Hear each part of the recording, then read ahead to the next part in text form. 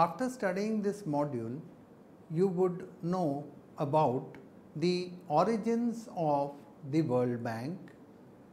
You would know about its objectives, understand its functioning, understand the structure, evaluate its policies, and critically analyze its role.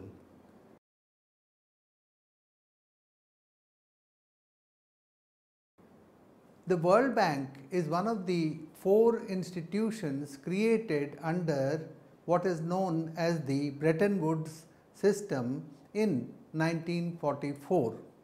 It is an international financial institution which acts as a vital source of finance and technical assistance mainly to developing countries around the world. The other name for World Bank is the International Bank for Reconstruction and Development, that is IBRD. The World Bank's official goal is reduction in poverty. So, according to the World Bank's Articles of Agreement as amended in February 1989, all of its decisions must be guided by the commitment to promote foreign investment, international treaties, and facilitate capital investment mainly in developing countries. As we have said, it was established in 1944 and the World Bank headquarters is in Washington DC. The functions, the constituents of the World Bank are the 5 major agencies. The International Bank for Reconstruction and Development IBRD is a part of the World Bank system of institutions. Secondly, we have the IDA, which is the International Development Association. Also, we have International Finance Corporation IFC. Then there is MIGA, which is Multilateral Investment Guarantee Agency, and then we have the International Center for Settlement of Investment Disputes ICSID.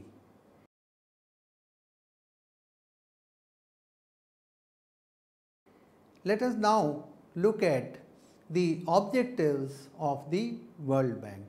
The principal functions of the World Bank set forth in the Articles of Agreement are as follows. 1.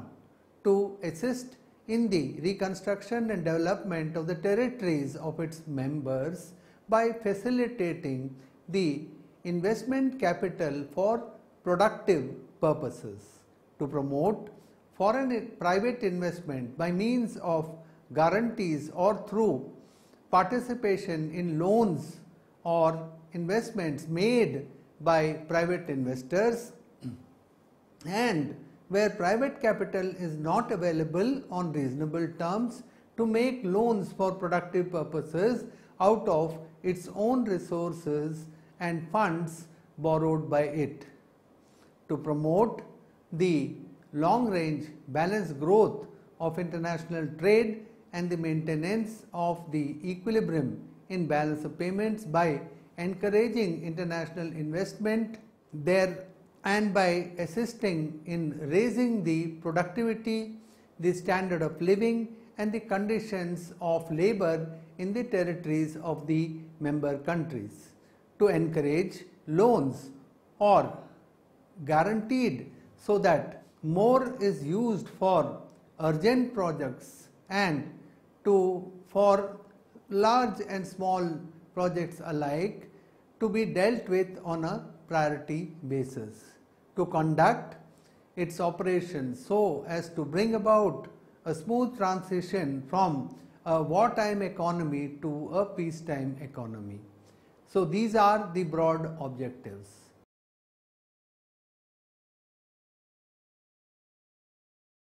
Now let us look at its functioning. Some of the leading instruments of the World Bank and their respective objectives are discussed below. Specific Investment Loan. This is created out of the productive assets established of the social and economic institutional infrastructure and the primary objectives of the SIL. The Sector Investment and Maintenance Loan (SIML). The objective of SIML is to bring investments and policies to bear with fruit in the form of performance in the specific sectors in line with the economic priorities and to ensure efficient operation and maintenance of investments in such sectors. Financial Intermediary Loans (FIL) wants to support the development of financial institutions, provide funds for general credit and for the development sector along with the specific sub-sector. Emergency Recovery Loan (ERL). This loan is given to restore the assets and productivity in the member countries immediately after a major emergency such as war or natural disaster that seriously disrupts the country's economy. Technical Assistance Loan (TAL). This loan is given particularly to strengthen the entities concerned with the policies, strategies and institutional reforms that promote further development in a sector in the economy as a whole. Secondly, specific tasks related to the preparation, implementation or the operation of investments, and thirdly, to support the public sector management in such areas as public sector reform, government budgetary financial management and the formulation of economic policies. Then we have the Structural Adjustment Loan (SAL). The objective of the SAL is to support the specific policy changes and institutional reforms pertaining to the efficient utilization of resources, meeting balance of payments needs and growth and stability of balance of payments position and the medium and long term problems arising out of such balance of payments positions. Finally, it is also used for mitigating the social costs. Then we have the Sector Adjustment Loan. The seal is support extended for the government policy reform program targeted towards the private productive sector where foreign exchange is required for urgent rehabilitation of the infrastructure and productive facilities. This loan is used when SAL is not available.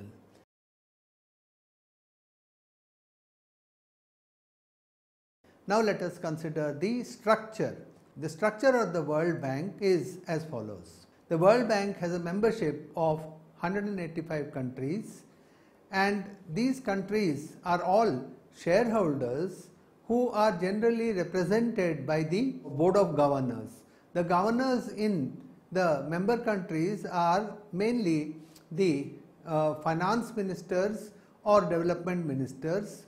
The Board of Governors in the World Bank Group and the IMF meet once a year. The Board of the Executive Directors and the President of the World Bank, who serves as a chairman for the board, are responsible for the conduct of the general operations of the bank. They oversee the work of the bank on a day-to-day basis, performing their duties under the powers delegated to them by the Board of Governors. The directors meet twice a week at Washington DC to approve new loans and to review the operations and policies. The governors delegate 24 executive directors with specific duties such as the approval of loans, investments or for other new policies. Each director may represent a country or a group of countries.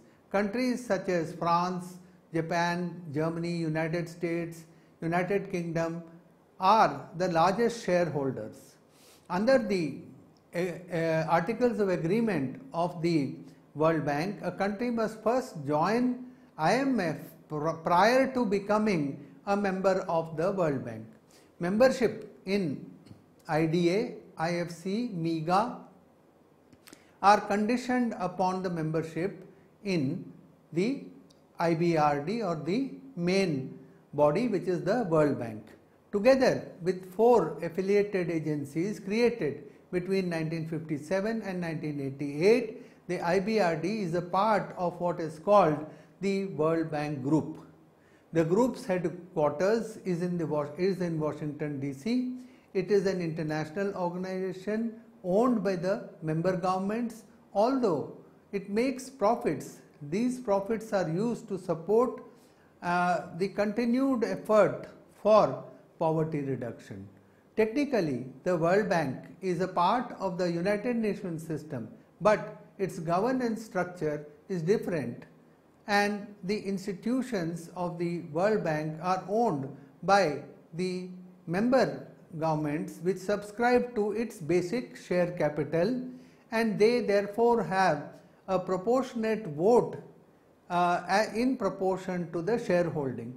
Membership is given, each member country is given a certain voting rights and are the same for all countries, but there are also additional votes which depend upon the financial contribution of that organization. The President of the World Bank and the bank's Board of Governors, the United States held 16.4 of the total votes, Japan had around 8% of the votes, Germany had around 5%, and United Kingdom had around 4.3%, France also had around 4.3%. So these are all the major voting rights, these countries, these 5 or 6 countries. As changes to the bank's charters require that 85% of the majority can rule the entire voting process, but US can block any major change in the structure of governance. It is one of the most important countries that controls the functioning of the World Bank.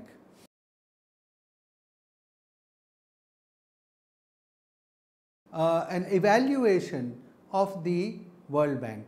The World Bank and IMF are institutions as a part of the United Nations system, and they share the same goal of raising the standard of living of the member countries. Their approaches are complementary, with IMF focusing on macroeconomic issues and the World Bank concentrating on long-term economic development and poverty reduction.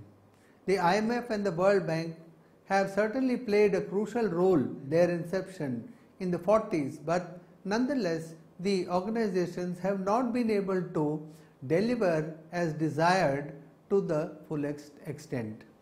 As a result, many economies, particularly developing economies across the world, have expressed their disappointment on various key issues and activities that these bodies were supposed to perform.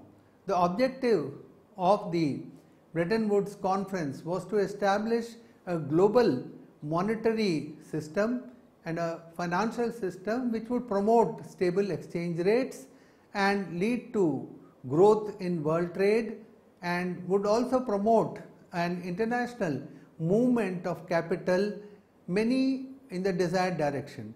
Many scholars observe that there is a need to rethink on the objectives of the Bretton Woods system once again and expedite the various development activities and reform the process to foster growth across the whole globe.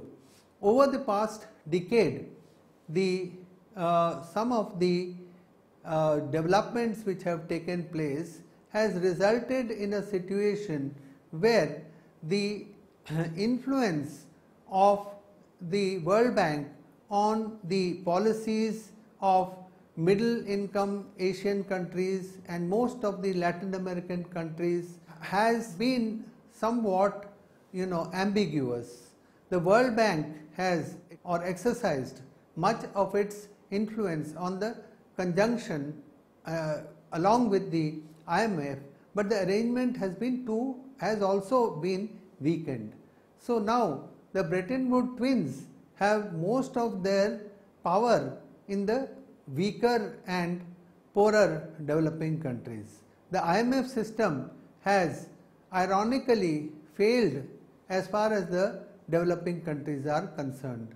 The conditional borrowing rights based on the quota highly discriminate against the developing countries. What is more draconian has been the allocation of the special drawing rights. This was a liquid asset which was created in proportion to the quota of each country held with the IMF, and this entire system of the quotas was questioned by none other than the Joseph Stiglitz.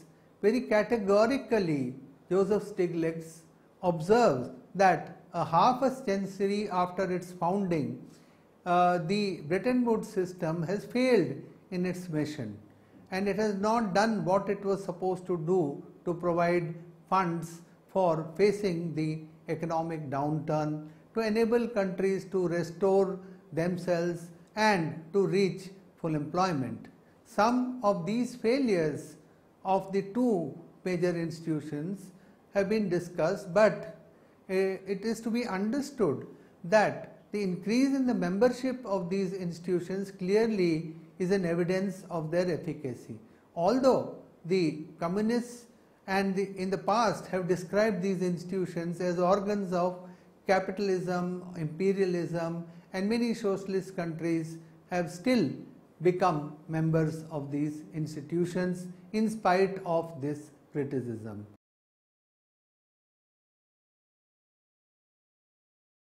Now let us look at how the World Bank and the developing countries interact, what has been the role of the World Bank in developing countries. The World Bank or the IBRD and the IDA along with it have carried out activities that focus on developing countries in the fields such as human development, which is education, health and so on.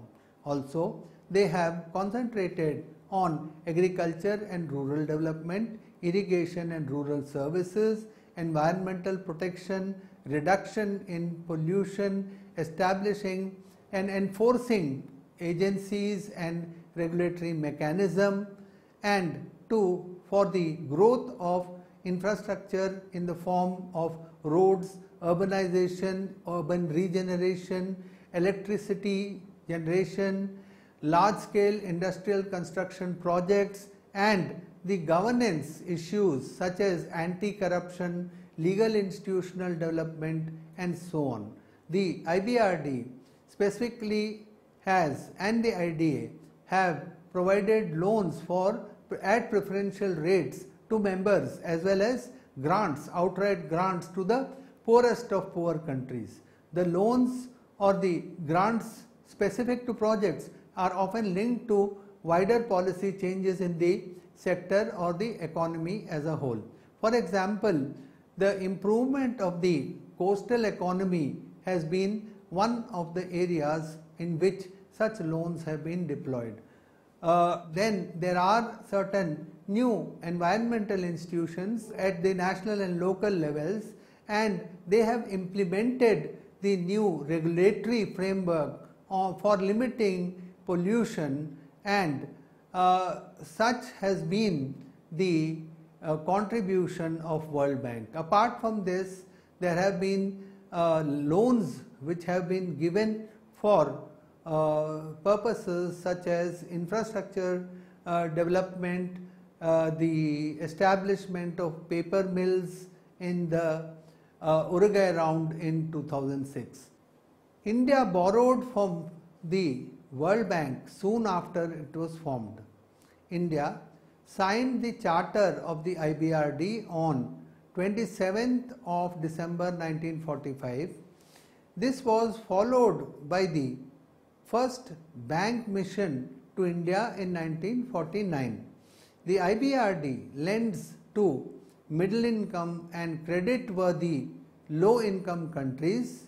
The IDA makes loans to the world's poorest countries on concessional terms, which means sometimes the rate of interest may be zero and the loans could be paid over a period of 35 to 45 years. And India has extensively used the loan facilities. India has dominated the IDA to a great extent. In the first 50 years, from the beginning up to June 2000, the bank extended loans and around 292 loans and credit was given to India. Approximately the amount that was extended to India was around $26 billion.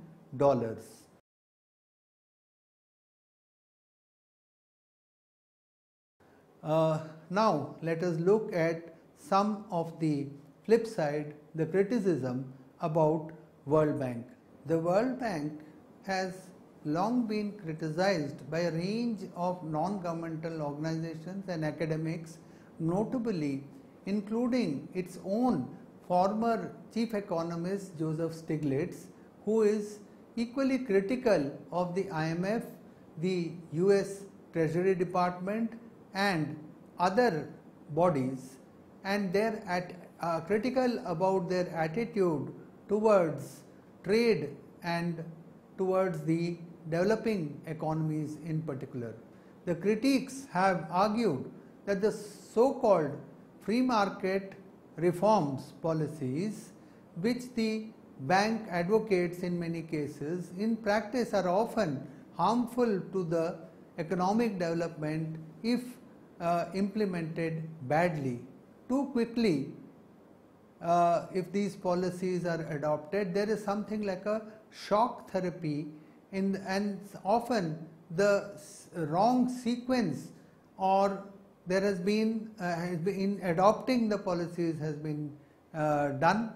Moreover, these economies are often very weak and uncompetitive, and therefore they are not able to take to these policies and quickly adapt themselves to them.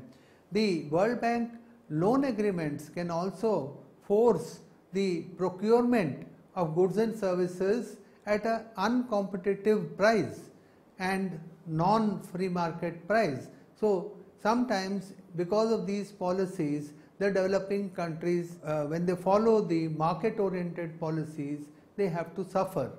In the book called In Masters of Illusion, the World Bank and Poverty of Nations in 1996, Catherine Caulfield argues that the assumptions and the structure of the World Bank operations ultimately harm the developing nations rather than promote their interest. In terms of the assumptions, Caulfield first criticized the highly homogenized and the Western recipes of economic development that the World Bank practiced.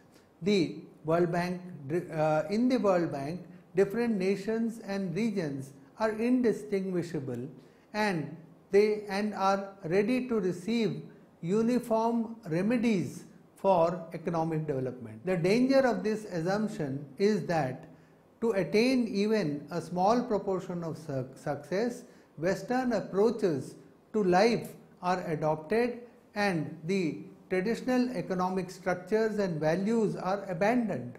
The second assumption is that the poor countries cannot modernize without money and advice from abroad. This is also a very basic notion and a practice with the World Bank. A number of intellectuals in developing countries have argued that the World Bank is deeply implicated in contemporary modes of donors and NGO driven imperialism, and is the intellectual contribution which primarily seeks to blame the poor for their own conditions. There is no appreciation of the local efforts taken by the local intellectuals, academics and governments.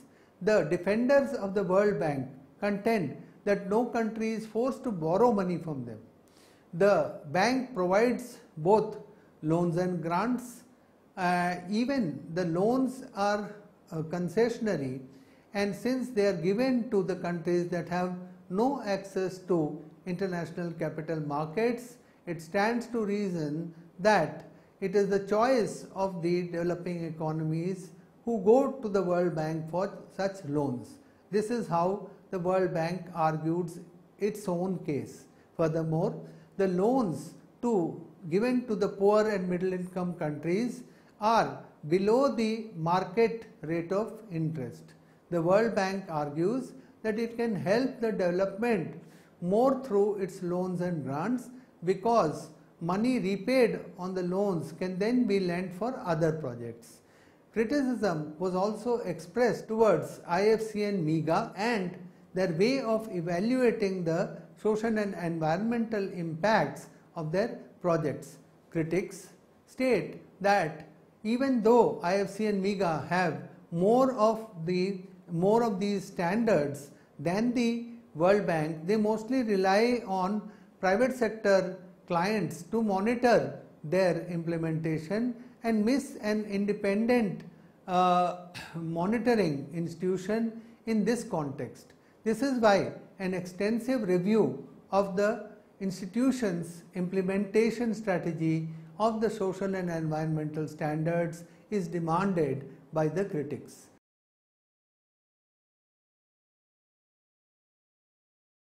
Now, let us summarize what we have done so far. First of all, we saw that the World Bank is one of the 4 institutions created by the Bretton Woods Conference in 1944. It is an international financial institution which acts as a vital source of financial and technical assistance to developing countries around the world. Some of its objectives are reconstruction and development, balanced growth, giving loans and advances, and promoting foreign private investment. The World Bank has a membership of 185 countries. All the 185 countries are shareholders who generally are represented by the Board of Governors. The governors in the member countries are mainly the Finance Minister or the Development Minister. The Board of Governors in the World Bank Group and the IMF meet once in a year. The IMF and the World Bank are institutions in the United Nations system. They share the same goal of raising the standard of living amongst the member countries. Their approaches to these goals are complementary. The IMF focuses on macroeconomic issues, while the World Bank concentrates on long-term economic issues, poverty reduction and economic welfare of the member states. The World Bank consisting of World Bank Group consisting of several institutions mainly operates through the IBRD and the IDA, and the activities are focused on developing countries in the fields such as human development, that is education and health, agriculture and rural development, which is irrigation and rural services, environmental protection, that is pollution reduction, establishment and enforcement of regulation of the environmental pollution and degradation, infrastructure in the form of roads, building up of roads and other infrastructure, urban regeneration and electricity, building up of electricity production capacities, large industrial construction projects, and finally it also deals with governance issues such as anti-corruption and the development of appropriate the legal environment, legal institutions and developments. The critics argue that the so-called free market and reform policies which the World Bank advocates in many cases, in practice actually often are harmful to the economic development, particularly of developing economies, and if implemented too quickly would act as shock therapy. Often the policies which are recommended by the World Bank for developing economies leads to a wrong sequencing, and this sometimes weakens these economies, and these economies land up becoming uncompetitive. The World Bank loan agreements also can force the procurement of goods and services by the states, by the governments and other entities at uncompetitive, non-free market prices. Therefore, it stands to reason that all is not well with the Bretton Woods system, and that while the World Bank was supposed to bring about vast changes in the level of economic development and long-term growth and removal of poverty across the whole globe, actually we find that there are still lots of gaps that prevail.